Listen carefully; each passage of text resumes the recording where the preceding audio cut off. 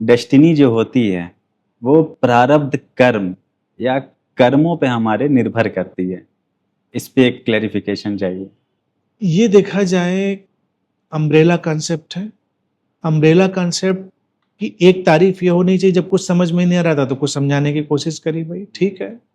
जब आप जूते नहीं बना सकते थे तो आपने पत्ते बांधने की कोशिश करी, आपने पेड़ों की छाल बांधने की कोशिश करी, आपने जानवरों की खाल बांधने की कोशिश करी।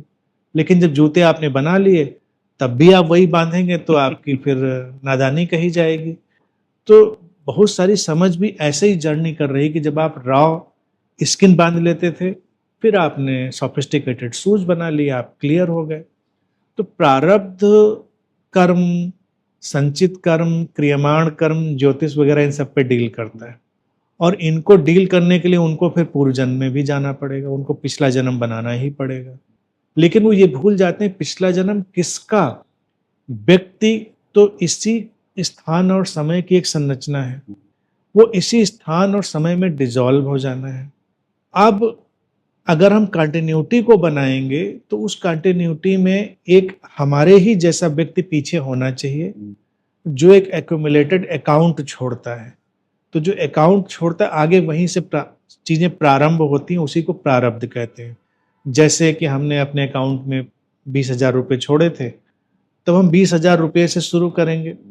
लेकिन आप बिल्कुल पीछे पीछे पीछे चलते चले जाइए तो हंसी आएगी व्यक्ति को कि जब हजारों में संख्या थी पूरी पृथ्वी पर तो उनके कर्म कैसे थे, फिर वो लाखों में हुई, फिर अब करोड़ों में, अब अरबों में संख्या हो गई।